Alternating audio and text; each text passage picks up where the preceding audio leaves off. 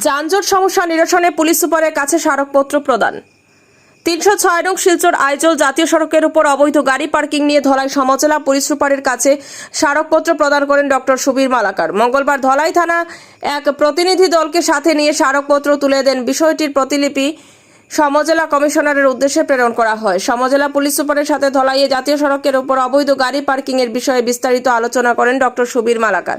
তাছাড়া ধলাই থানার সম্মুখে দীর্ঘদিন থেকে লরি দাঁড়িয়ে রাখার ফলে নানা অসুবিধার সম্মুখীন হতে হয়। সুবীর মালাকার জানান, জাতীয় সড়কের উপর অবৈধভাবে যত্রতত্র গাড়ি পার্কিং করার ফলে দৈনন্দিন যাত্রীদের নানা অসুবিধার সৃষ্টি হয়। প্রতিনিয়ত জাতীয় সড়কে দুর্ঘটনা সংঘটিত হয়। ধলাইয়ের জাতীয় সড়ক হয়ে প্রতিদিন শত শত স্কুল পড়ুয়া যাতায়াত করে থাকে। জাতীয় সড়কে অবৈধভাবে গাড়ি দাঁড় করিয়ে রাখার ফলে স্কুল পড়ুয়াদের অনেক অসুবিধার সৃষ্টি হয়। এদিকে ধলাই থানার সম্মুখে ও আশেপাশের এলাকায় দীর্ঘদিন থেকে জাতীয় সড়কের উপর গাড়ি দাঁড় করিয়ে রাখার ফলেও নানা অসুবিধার সম্মুখীন হয় দৈনন্দিন যাত্রীরা।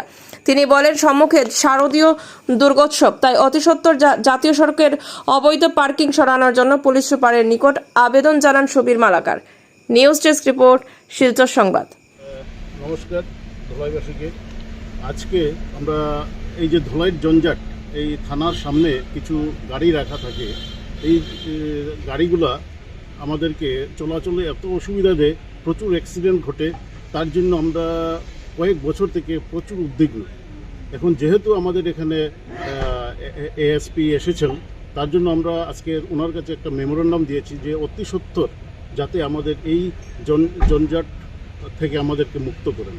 কারণ এখানে এই আগামী পূজাতে প্রচুর ভিড় হবে, হবে, তার জন্য এখানে প্রচুর অ্যাক্সিডেন্ট হতে পারে। আমরা একটু আগে থেকে প্রিকশন নিলেই ভালো। তার জন্য আমরা চাই যাতে এই গাড়িগুলা ওনারা সরিয়ে দেন। তার জন্য ওনাদেরকে একটা আমরা মেমোরেন্ডাম দিয়েছি। সেই মেমোরেন্ডাম আমরা এখন সিডিসিকেও দেব। হ্যাঁ, আমরা এই করে ওসি স্যারকেও দিয়েছি।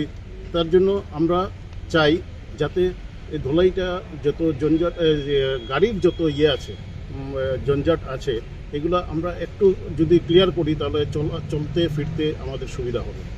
আর এই থানার যেগুলো পার্মানেন্ট গাড়িগুলো, এগুলো যাতে পার্মানেন্টলি সরানো হয়। আমরা ওনাকে হেল্প করারও প্রতিশ্রুতি দিয়েছি যে ওনারা যখন ডিসিশন নেবেন যে কোথায় এটা সরাবো, যেহেতু নতুন ওরা করতে পারছে না, আমরা ধলাইবাসী ওনাদেরকে সাহায্য করব যে কোথায় নিয়ে ডাম্পিং করতে হয়।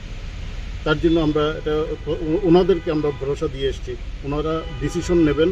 আজকে ওনাদের হয়তো সিডিসির সাথে বৈঠক করে উনি এএসপি এবং সিডিসি এই বৈঠক করে সিদ্ধান্ত নেবেন কি করা যায়। এটা আমাদেরকে ওনারা জানিয়েছেন।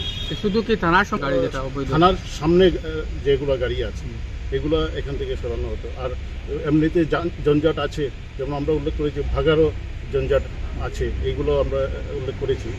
এইগুলো যাতে আমরা মুক্ত হতে পারি এগুলো থেকে।